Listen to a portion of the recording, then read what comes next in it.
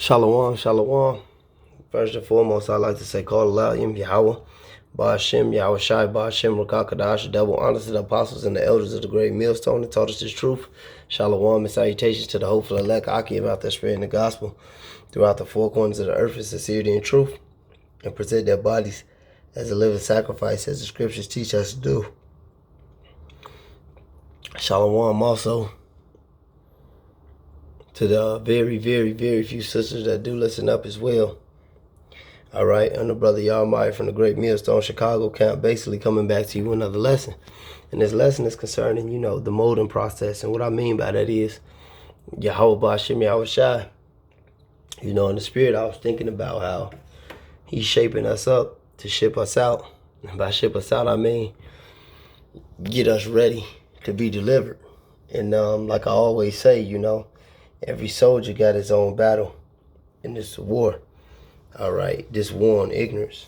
All right, and this war, this spiritual warfare. Because that's what we in. That's why the scripture says, "For we wrestle not against flesh and blood, but against spiritual wickedness in high places, against principalities."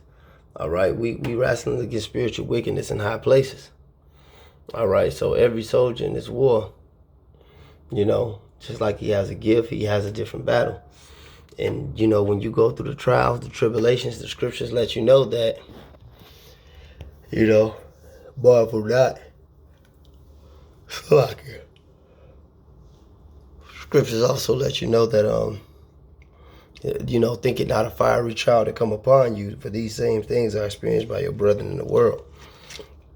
So just like we all got different attributes that we add to the body, we all got different blessings. We all got different curses. We all got different gifts. We all got different hills catered towards our life. Because the scriptures say, "Rise ye and depart, for it. This is not your rest." A brother, one brother might have it great, financially, but he can't get a woman. Or one brother might can get all the women, or he might not have it great financially, or whatever the situation may be. One brother. Now, granted, we well-rounded in every aspect, but some brothers higher in the Hebrew, some brothers higher in the prophecy, some brothers higher in being discernment and breaking down situations, some brothers higher in the history, But we all got those, just like we all have those gifts, we all have those catered hills. But whatever your condition may be or your situation may be, whoever stay in your life, whoever leave your life, that's Yahweh Ba'ashem Yahweh Shai shaping you up to be the prophet who you are, the prophet who you need to be. So that's why the scriptures let you know to count it all joy when they fall into the trials, the temptation, the trials, the tribulation. We have to count that joy, because ultimately we learn something from persevering through that and maintaining our integrity and not turning from Yahweh Ba'ashem Yahweh Shai and keeping patience. That's what I want to say. Keeping patience. That's why the scripture says, remember the patience of Job. All right, it goes into that in the book of James. All right, and when you look at the story in Job, he was very patient, and he had hills, and he was stripped of his things, but it molded him to be the man that the Lord needed him to be, and the Lord blessed him with more than he had at first.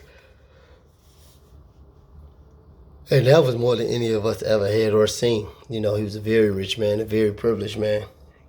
He was a real man. He knew what it was like to be a man. An ancient, great, mighty man. But the Lord showed you that. The Lord showed you in the stories of King David, when he kept his integrity and when he trusted in the Lord. And, he stayed down till he came up, so to speak. But yeah, the Lord is really shaping us up to ship us out, trimming the fat, getting things out of our life that might not be comfortable to our flesh, getting people out of our life that may not be comfortable to our flesh. But the Lord actually is just taking us up another level. Acceptable men are proved in the furnace of adversity. Acceptable men. The Lord is making us acceptable. He preparing us for him. And the best thing, or the most important thing is to keep working, keep grinding. Don't be deterred for this work, because the scriptures let you know But the servant should be working when his master comes. And you better believe our master is on his way. The Lord Yahweh Hashem Yahushua to put his foot in this fucking place, man. The scriptures say he cometh, he coming for many crowns. We are being set up for the rulership, all right, but we got to be guys, we got to be prophets, we got to be leaders. And the Lord is, he's shaping us up for that. And ultimately, to be in that Psalms, the 91st chapter covering, you know, and I had a spirit on us when all this shit go down. All right, the scripture says wisdom and knowledge shall be the stability of thy times and strength of thy salvation. You're not going to get wisdom and knowledge without being tried, being tested, going through shit, losing shit, knowing what it's like to have it, knowing what it's like not. You know, you have to be exercised in these things. And that's what the Lord Yahweh Hashem Yahushua is doing us. He's making us leaders, you know. And so anything that fall upon you, or any situation, you just really got to acknowledge that as the Lord really preparing you for him. All right? Just like the elder Malcolm would say from time to time, you know, you could be a brother on the other side of the line or just a new brother. This shit go down pretty soon. You a camp leader, you know, you leading 1,000, 10 people, 100 people through the wilderness. You know, you never know. But the Lord is bringing you through shit and showing you examples, you know, in your daily walking, in your daily life, to get you ready for what he has prepared for you. And what the Lord has prepared for his elect is salvation. And I just want to speak on that, man, that, yeah, the Lord is shaping us up to ship us out, man. That's why we present our bodies a living sacrifice. We mortify the deeds of our flesh. We put off the weak nature. We die daily to grow. You know, he who is friends with the world is an enemy of the Most High. You know, we're not caught up and captivated in this mix. Now, yeah, we have our fun. You know, we do our thing. You know, we have leisure. We ain't robots. We're not over-righteous, you know, because that's going off. But ultimately, rise ye and depart, for this is not our rest, you know. We seek no continuing city here. All right. We know we at the foot of Esau for all things. The scriptures say thou shalt go there for one of all things. We understand the condition we in, and we know it's not ours, man. So we're looking for out.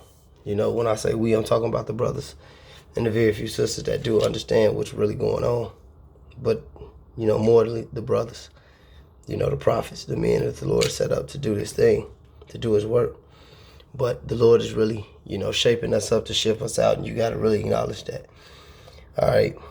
Call Elohim, Yahweh, Ba'ashem, Yahweh Shai, Ba'ashem, Rakakadash. Double honors to the apostles and the elders of the great millstone, to the hopeful elect I came out there. Endure and shalom.